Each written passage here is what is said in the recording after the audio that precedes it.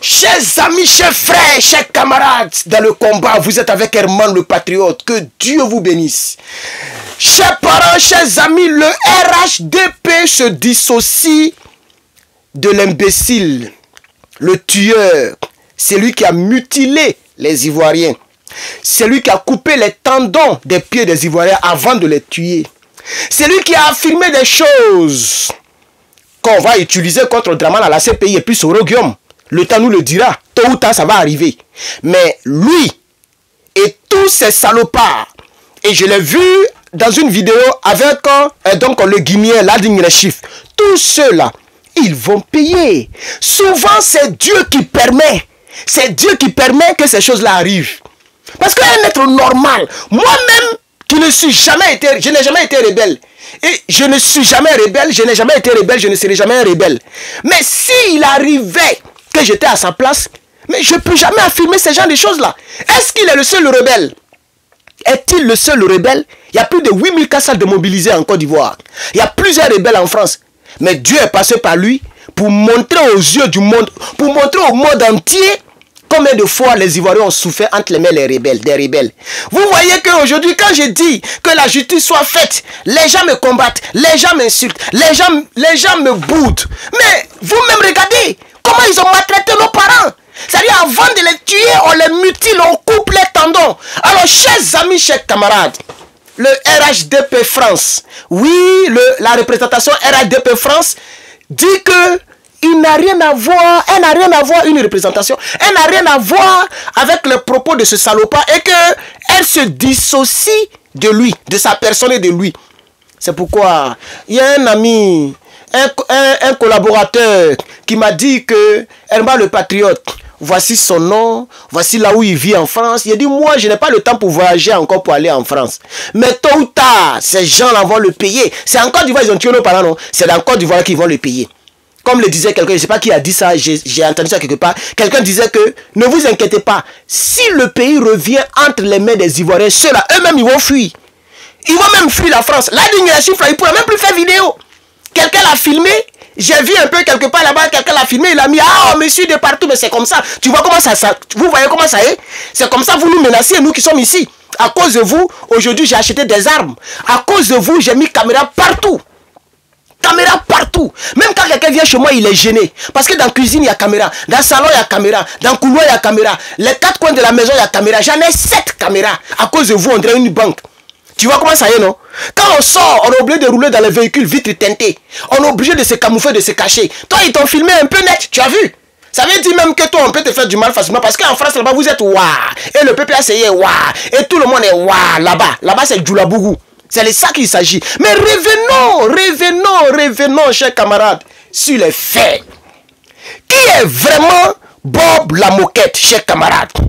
Bob Lamoquette, son vrai nom a été révélé. Chers amis, chers parents, chers frères.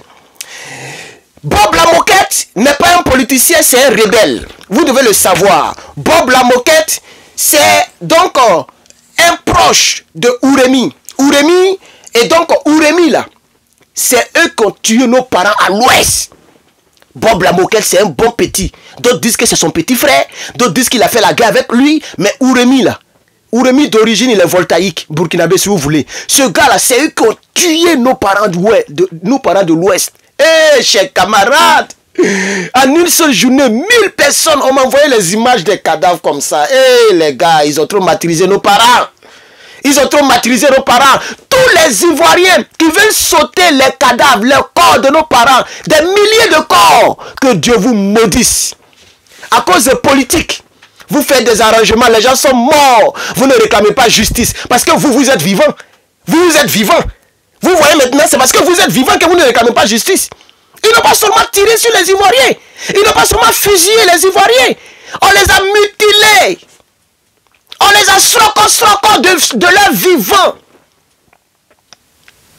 Et vous, à cause de politique, vous voulez sauter nos martyrs. Vous ne respectez pas nos martyrs. Vous ne respectez pas nos parents qui ont donné leur poitrine parce que vous êtes vivants. Le sang des Ivoiriens va crier aussi vers vous. Le sang des Ivoiriens va crier vers vous. Et vous allez souffrir. Et le malheur va vous arriver. Vous qui faites des politiques de calcul. Et vous sautez les cadavres. Et donc, chers camarades, une vidéo d'un militant RHDP, ancien rebelle du MPCI. C'est-à-dire, le MPCI, c'est les rebelles que Guillaume Soro dirigeait. Le MPCI qu'on appelait plus tard les FRCI. Il a affirmé avoir mutilé des Ivoiriens durant la crise post-électorale. Et cela a choqué l'opinion nationale et internationale. Le RHDP, anciennement appelé donc le RDR, se désolidarise, se dissocie et même condamne fermement cette déclaration controversée. Et donc cette vidéo a été largement relayée sur les réseaux sociaux. Et elle a suscité l'indignation du peuple de Côte d'Ivoire et même partout dans le monde, le peuple de la diaspora, comme les gens comme Herman le patriote, on a été choqués parce qu'il disait cela comme, c'est comme quand tu viens de Mougou une fille, excuse-moi pour les femmes, mais quand on était jeune, en tout cas moi je n'ai jamais Mougou, mais je dis que, bon quand j'ai dit ça, il y a des gens qui disent non Herman toi tu mens, comment tu n'as jamais Mougou? J'ai déjà fait tout ce que garçon peut faire, ça il ne peut pas mentir. Hein? Embrasser les petits trous bizarres, vous voyez un peu, non? Voilà, tout ça on a fait. Mais moi personnellement, c'est la voie que j'ai choisie. J'ai mes raisons. Je n'ai jamais ouvert la porte d'une fille. Mais je dis que nos amis ont marché avec les gens. Ah, tu vois la fille là-bas, là. Ah, moi il est mangé. Hein? Et puis, il était en train de raconter comment ils ont mutilé les Ivoiriens avec amour, avec passion, avec un sourire aux lèvres. Waouh! Sidibé Karamoko. Alors son vrai nom, chers camarades, il s'appelle Sidibé Ibrahim Karamoko. Il réside actuellement en France, chers camarades. Je pense que la ville s'appelle... Oh, j'ai oublié le nom de la ville, chers camarades. J'ai oublié le nom de la ville. C'est un ancien militant du RDR, un ancien militant du RHDP et un ancien militant de Alassane Dramane Ouattara. Et il a affirmé cela. Et c'est pendant la crise post-électorale de 2010-2011. C'est là qu'il dit qu'il a fait ce genre de choses. Et donc dans cette vidéo, Sidibé a affirmé, il a fait des aveux. Sidibé Karamoko Ibrahim, il a fait des aveux. Il a revendiqué froidement ses actes commis. Et donc lors de la crise post-électorale de 2010-2011, militants, tous les militants du PPACI, les gens comme les Herman le Patriote, les Hervé Djedje, des gens donc comme les Johnny Pacheco, des gens partout, chacun a donné son opinion et chacun a parlé, chers camarades, oui, chers parents, chacun était vraiment touché. Oh, chers camarades, les déclarations de Sidibé interviennent dans un climat politique qui est déjà tendu à l'approche des élections présidentielles d'octobre 2025. Oh, chers camarades, ah, chers camarades, peuple d'ici et d'ailleurs, chers amis et frères, ce n'est pas normal que ces choses restent comme ça. Même si le PDCI, le RHDP dit qu'il se dissocie et qu'il condamne et qu'il ne reconnaissent pas ce monsieur comme le partisan, nous savons que c'est parce que le monsieur a eu une plainte et que pour ne pas que ça puisse salir leur représentation France. Ces gens, c'est la première fois que ces gens font un communiqué vu les propos tendus, les propos tenus, pardon, en France. Sinon, ce n'est pas le premier. Il y a plein de personnes, des rebelles qui ont fait des vidéos. Mais comme lui, là, il est le seul qui a reçu donc une convocation. Et donc, ça va un peu loin. Son cas va un peu loin. Ils abandonnent leurs soldats tueurs. Ils abandonnent leurs soldats tueurs, chers camarades. Chers camarades, voici l'un des propos, pardon, qu'il a tenu. Il dit, aucun pitié envers un militant PPACI qui va se retrouver dans les rues. Aucune pitié, pardon. Et j'ai dit aucun pitié. Allah. Chers camarades, je me suis trompé. Aucune pitié, c'est ce qu'il a dit. Il dit aucune pitié pour les partisans du PPACI, les partisans du président Laurent Gbagbo, le premier opposant de l'histoire de la Côte d'Ivoire.